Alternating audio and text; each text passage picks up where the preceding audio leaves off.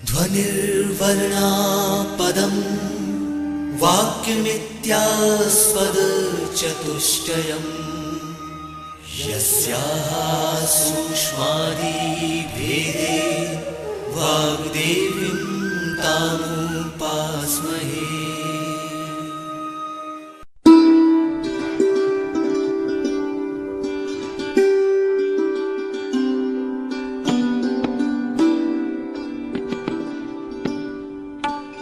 मध्य प्रदेश भोज मुक्त विश्वविद्यालय का इलेक्ट्रॉनिक माध्यम निर्माण और शोध केंद्र यानी EMPRC प्रस्तुत करता है शिक्षा शास्त्र विषय पर आधारित ध्वनि श्रृंखला उभरते हुए भारतीय समाज में शिक्षा।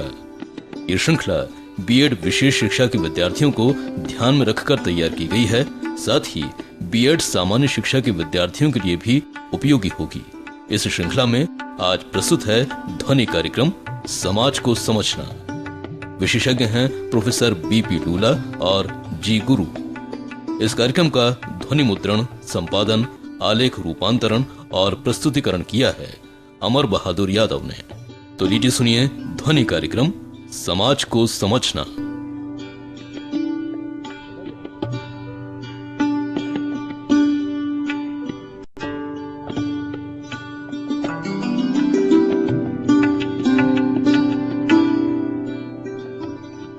मानव एक सामाजिक प्राणी है। वो प्रकृति के क्रमिक विकास प्रक्रिया का उत्पादन है। विकास एक लगातार चलने वाली और स्वतः परिवर्तनशील प्रक्रिया है, जिसमें समय के साथ नवीनता और विविधता का समावेश होता चला जाता है। प्रकृति का विकास 3 क्रमिक अवस्थाओं से गुजर चुका है।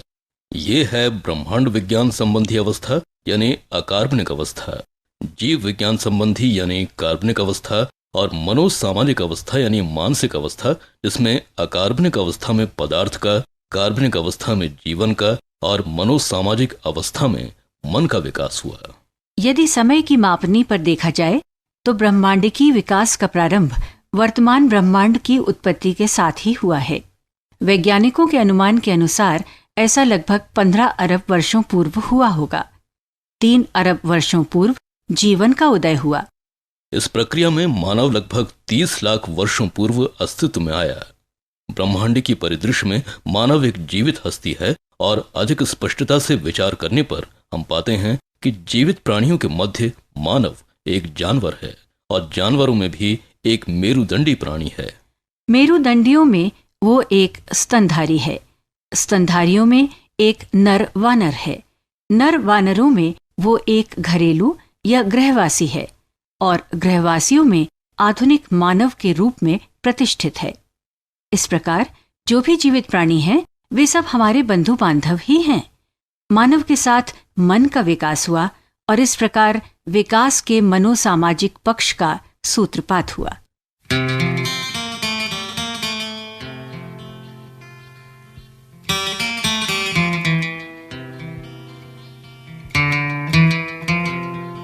मानव जो एक सामाजिक और सोचने की योग्यता रखने वाला प्राणी है, वास्तव में प्रकृति के विकास क्रम द्वारा उपजा है। 30 लाख वर्ष पूर्व पर्यावरण के एक जीव के रूप में यात्रा प्रारंभ कर आज उसी का गठनकर्ता बन गया है। मानव समाज सृष्टि के प्रारंभ से कभी भी स्थिर या गतिहीन नहीं रहा, बल्कि वो बदलते समय की चुनौतियों और नवीन आवश्यकताओं की पूर्ति के लिए निरंतर गतिशील रहा। यही कारण है कि समाज आज भी जीवित और प्रगतिशील है। प्रकृति के चिंतक होने के नाते वो न केवल अपने विकास के प्रति जागरूक रहा, बल्कि प्रकृति और उसके अस्तित्व और भावी संभावनाओं के प्रति भी संवेदनशील रहा है।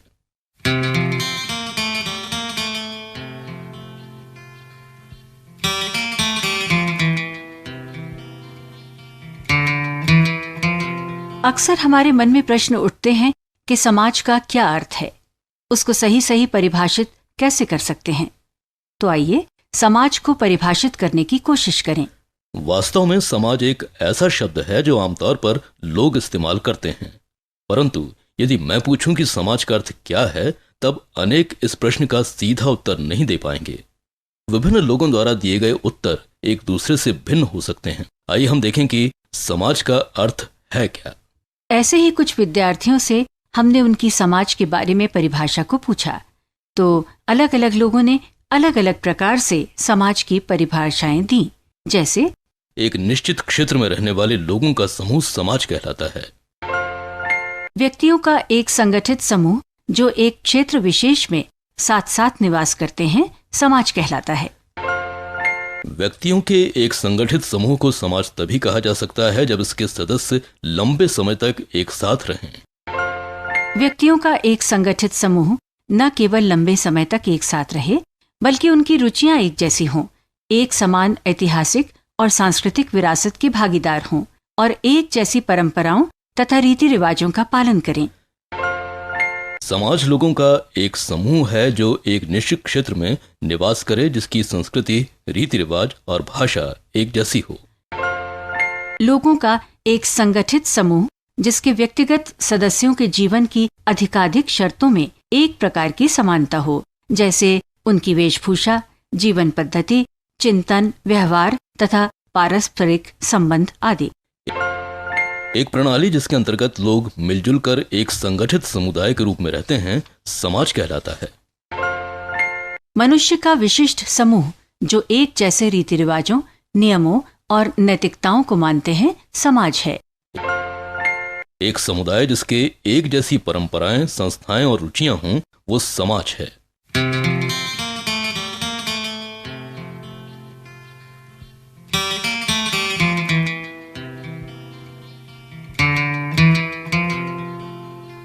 दोस्तों, समाज को परिभाषित करने का इनका प्रयास सही दिशा में है। प्रत्यक्षतः समाज केवल एक स्थान विशेष में व्यक्तियों की संख्या को दर्शाने वाला एक सामूहिक शब्द नहीं है। सोचिए जरा, क्या एक रेलगाड़ी में सफर करने वाले मुसाफिर या एक सेना के कैंप में रहने वाले सिपाही समाज का रूप हो सकते हैं? समाज के सही अर्थ को जानने के लिए हमें व्यवस्थित रूप से अध्ययन करने की आवश्यकता है। समाज की प्रकृति, विकास और सामाजिक व्यवहार का वैज्ञानिक अध्ययन समाज विज्ञान के अंतर्गत किया जाता है। आइए अब कुछ प्रसिद्ध समाज शास्त्रियों द्वारा दी गई समाज की परिभाषाओं को जानते हैं।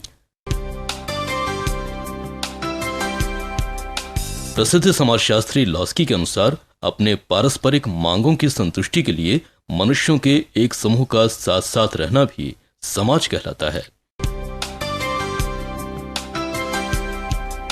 लिया कोकल के अनुसार मनुष्य न केवल राजनीतिक संबंधों से आपस में जुड़े रहते हैं, बल्कि मानव संबंधों की संपूर्ण श्रेणी और सामूहिक क्रियाकलाप के माध्यम से जुड़े होते हैं। GDH कोले के अनुसार समुदाय के अंतर्गत जटिल संगठन युक्त संघ और संस्थाएं आती हैं। SF नीडेल के अनुसार समाज से हमारा तात्पर्य है मनुष्यों की एक समष्टि से जो किसी एकता के सूत्र में बंधे हैं, अर्थात वे एक समेकित और नियमित ढंग से क्रियाशील होते हैं। इनमें कुछ हद तक स्थायित्व और स्थिरता होती है। श्री औरोबिंदो के अनुसार एक समाज एक महान मानवीय एकत्रीकरण है जो एक जैविक सत्ता होने के साथ साथ एक सामूहिक आत्मा, मन और शरीर रखता है।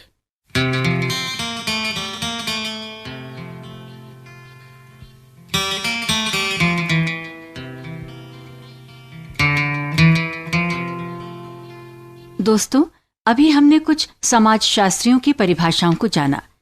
आइए अब जाने समाज और समाजशास्त्र के संबंध को।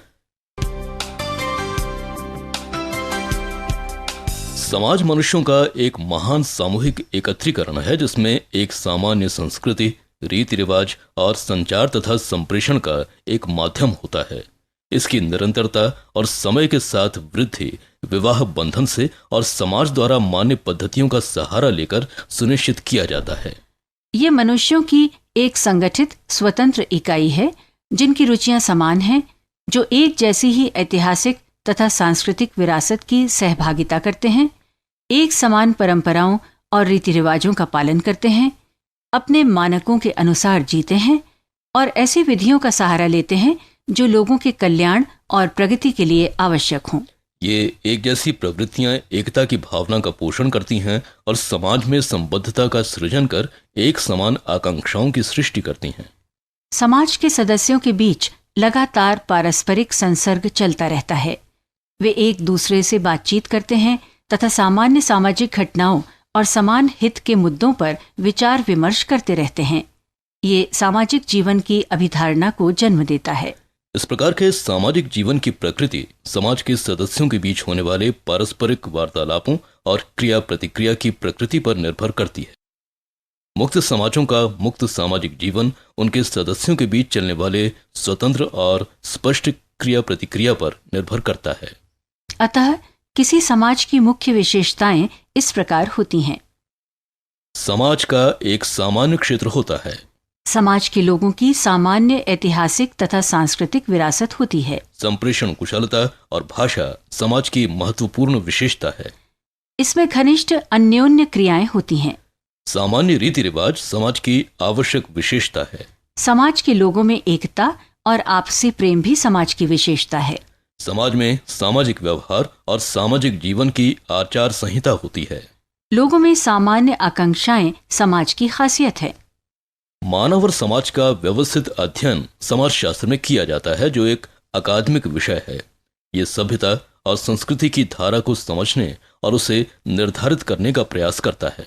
भौतिकीय मानव विज्ञानी, सामाजिक प्राणी विज्ञानी, मानव जाति विज्ञानी, सांस्कृतिक इतिहासकार, भाषा विज्ञानी, मानव पारिस्थितिक विज्ञानी, अन्य समाज विज्ञानी तथा सामाजिक मनोवैज्ञानिक अप्राप्त कड़ियों का अध्ययन करने और उनको उन्मोचित करने का प्रयास करते हैं। इस प्रकार वे मानव समाज के विभिन्न पहलुओं पर प्रकाश डालते हुए एक स्पष्ट चित्र का सृजन करते हैं। समाजशास्त्र का मुख्य क्षेत्र है सामाजिक संगठन। इसके अंतर्गत छोटे से छोटे परिवार से लेकर अति जटिल राष्ट्र, जिसमें धार्मिक, शैक्षिक, औद्योगिक और राजनीतिक संस्थाएं तथा सार्वभौमिक मानवता का समावेश है, कि मानव समूहों की संपूर्ण श्रेणी समाहित होती है।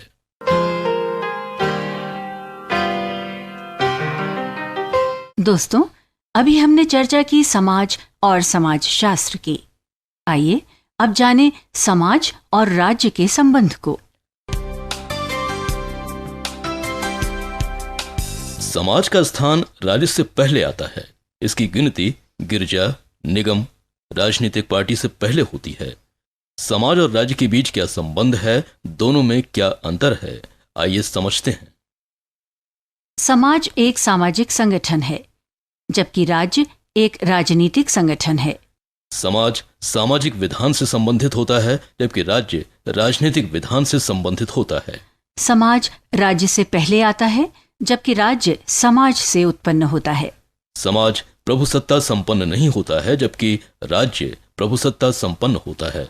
समाज राज्य से विस्तृत होता है, जबकि राज्य समाज से संकुचित होता है।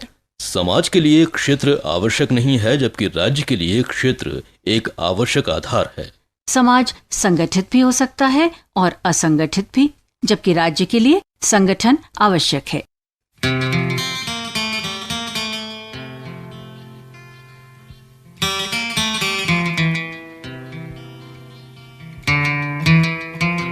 दोस्तों, अभी हमने चर्चा की समाज और राज्य के संबंध की। आइए अब बात करें सामाजिक स्तरीकरण की।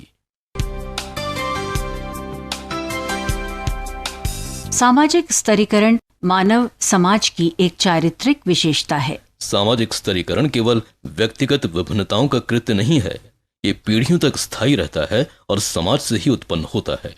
सामाजिक स्तरीकरण सार्वभौमिक है, परंतु एक समान नहीं है।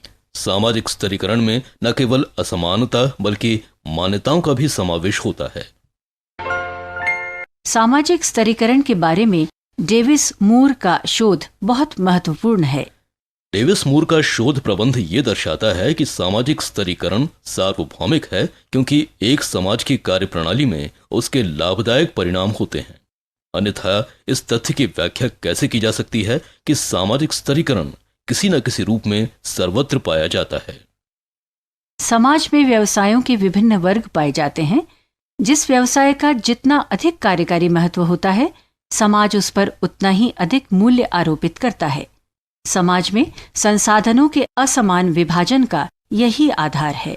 महत्वपूर्ण कार्यों को आय, प्रतिष्ठा, शक्ति, अवकाश आदि द्वारा पुरस्कृत करने पर लोगों को उन्हें करने का प्रोत्साहन मिलता है। इसके फलस्वरूप समाज में संसाधनों का असमान वितरण लोगों को सबसे महत्वपूर्ण कार्यों को करने की प्रेरणा देता है तथा वे उन्हें और अच्छी प्रकार तथा और अधिक परिश्रम से करने की चेष्टा में लग जाते हैं। कार्य की गुणवत्ता में परिवर्तन के कारण संसाधन के असमान वितरण की ये पद्धति ही वास्तव में सामाजिक स्तरीकरण का रूप ले लेता है। ऐसा समाज जिसमें असमान पुरस्कार पद्धति का प्रचलन होता है सबसे उत्पादक रूप ग्रहण कर लेता है। विभिन्न सामाजिक प्रणालियां सामाजिक स्तरीकरण की विशेषताएं हैं। कार्य की गुणवत्ता में परिवर्तन के कारण संसाधन के असमान वितरण की ये पद्धति ही वास्तव में सामाजिक स्तरीकरण का रूप ले लेती है। ऐसा समाज जिसमें असमान पुरस्कार पद्धति का प्रचलन होता है सबसे उत्पादक रूप ग्रहण कर लेता है। विभिन्न सामाजिक प्रणालियां सामाजिक स्तरीकरण की विशेषताएं हैं। जाति प्रथा तथा वर्ग प्रथा। जाति या वर्ग की कोई विशुद्ध प्रथाएं नहीं होती।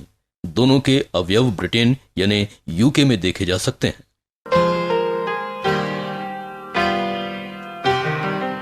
आइए अब चर्चा करें भारत की जाति प्रथा की। भारत में समाज जातियों में संगठित है। ये समाज एक विशुद्ध जातिबद्ध होते हैं। जाति प्रथा सामान्यतया कृषि आधारित समाजों की विशिष्टता होती है। मनुष्य कई हजार जाति समूहों में से एक में जन्म लेता है। मनुष्यों के जीवन का रूप इस बात से काफी हद तक प्रभावित होता है कि वे किस जाति में जन्म लेते हैं। एक जाति के परिवार सामान्यतया पीढ़ी दर पीढ़ी हस्तांतरित कार्य को ही करते रहते हैं। एक कृषि प्रधान समाज में सामान्यतया कुछ व्यवसाय जैसे खेती सबके लिए खुला हो सकता है, परंतु साधारणतया जातियों को उनके सदस्यों द्वारा किए जाने वाले कार्यों से ही जाना जाता है, जैसे नाई, लोहार, सुनार, बढ़ई, चर्मकार, कुम्हार, धोबी, पुजारी आदि। लोग अपनी जाति के भीतर ही विवाह करते हैं। लोग सामान्यतया ये विश्वास करते हैं कि उन्हें स्वतः ही जो कर्तव्य मिले हैं उनका निष्ठापूर्वक निर्वाह करके ही वे अपने जीवन की आशाओं और आकांक्षाओं की भलीभांति पूर्ति कर सकते हैं। लोग अपनी जाति से गर्व महसूस करते हैं और कुल परंपरा को विगत के किसी संत अथवा ऋषि से जोड़ते हैं और वे जिन मूल्यों के कारण प्रसिद्ध हुए उनका अनुसरण करने की चेष्टा भी करते हैं। लोगों का मानना है कि किसी भी जाति विशेष के अंतर्गत उनका जन्म 4 पुरुषार्थों धर्म, अर्थ, काम और मोक्ष की प्राप्ति में किसी भी ऊंचाई तक जाने में बाधक सिद्ध नहीं होता। यातायात के साधनों और अधिक गतिशीलता, नए आर्थिक अवसरों, नए कौशलों को अर्जित करने के नए नए अवसर आदि के फलस्वरूप भारत के ग्रामीण अंचलों में पारंपरिक धंधों की पकड़ ढीली पड़ती जा रही है और यही कारण है कि लोग नए अवसरों की खोज में शहरी इलाकों की ओर पलायन कर रहे हैं। इस प्रकार धंधों और सामाजिक स्थिति के संदर्भ में आज जाति प्रथा अपने अर्थ को खोती जा रही है।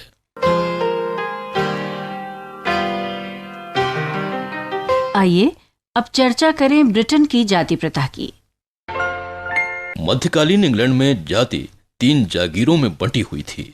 प्रथम जागीर या वंशगत उच्चता।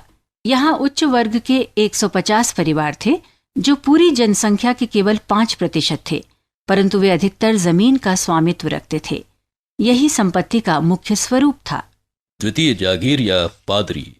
पादरियों को आध्यात्मिक शक्ति के साथ साथ गिरजाघरों की विशाल भूसंपत्ति प्रदान की गई थी। तृतीय जागीर या सामान्य वर्ग। अधिकतर सामान्य वर्ग के लोग कृतदास थे जो खेतों में काम करते थे। इन खेतों के स्वामी उच्च वर्ग के लोग ही हुआ करते थे। वे विद्यालय की सुविधा से वंचित रहने के कारण अधिकतर निरक्षर ही होते थे। औद्योगिक क्रांति के आविर्भाव से विशाल परिवर्तन का सूत्रपात हुआ। अर्थव्यवस्था तेजी से उन्नत हुई। शहरों में रहने वाले कुछ सामान्य वर्ग के लोगों ने काफी संपत्ति अर्जित की, जिससे वे उच्च वर्ग के मुकाबले में आ गए। धन, विद्या अध्ययन और न्यायिक अधिकारों के आगमन के साथ साथ जाति प्रथा के पारंपरिक सामाजिक श्रेणी क्रम में भी बदलाव आया। लेकिन सामाजिक श्रेणीबद्ध संगठन में आज भी भूतपूर्व सामंतवादी परंपराओं की छाप दिखाई देती है।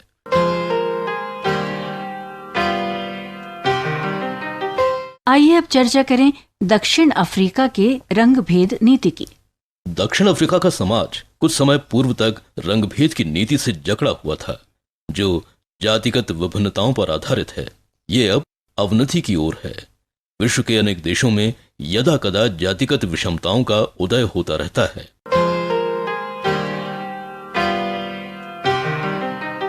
आइए अब चर्चा करें पूर्व सोवियत यूनियन के जाति विहीन समाज की।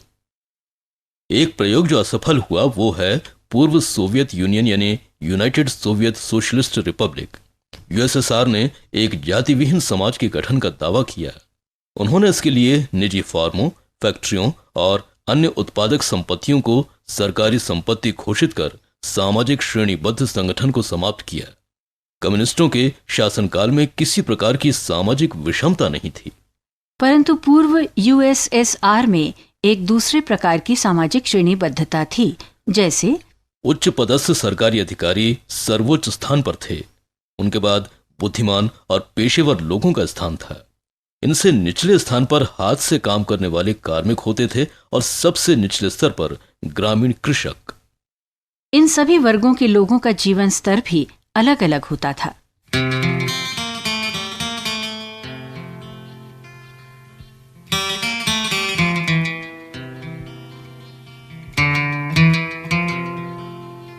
साथियों, हमने ध्वनि श्रृंखला उभरते हुए भारतीय समाज में शिक्षा के अंतर्गत आज समाज को समझने की कोशिश की। आशा है ये कार्यक्रम आपको उपयोगी लगा होगा। इस ध्वनि श्रृंखला की अगली कड़ी में हम एक नए कार्यक्रम के साथ फिर उपस्थित होंगे। तब तक के लिए हमें आज्ञा दीजिए। नमस्कार।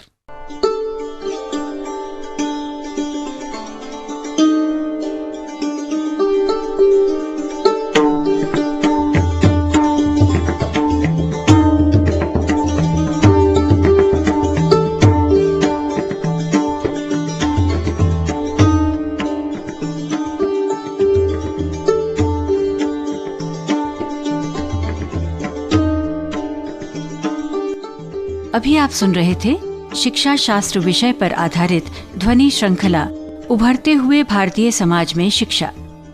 इसमें आज आपने सुना ध्वनि कार्यक्रम समाज को समझना। कार्यक्रम के विशेषज्ञ थे प्रोफेसर बीपी लूला और जी गुरु। आवाजें थी संजय श्रीवास्तव और डॉली मल्होत्रा की। इस कार्यक्रम का ध्वनि मुद्रण, संपादन, आलेख, रूपांतरण और प्रस्तुतिकरण किया अमर बहादुर यादव ने। ये कार्यक्रम मध्य प्रदेश भोज मुक्त विश्वविद्यालय के इलेक्ट्रॉनिक माध्यम निर्माण और शोध केंद्र EMPRC द्वारा प्रस्तुत किया गया।